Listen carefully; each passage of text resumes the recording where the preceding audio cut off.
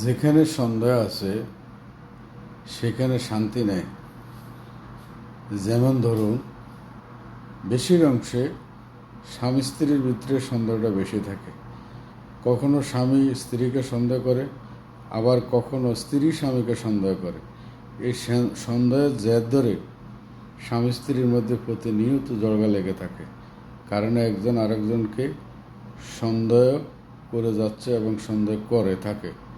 সুতরাং যেখানে সন্দেহ আছে সেখানে কখনো শান্তির আভাস কখনোই পাওয়া যাবে না। সুতরাং এই সন্দেহকে দূর করে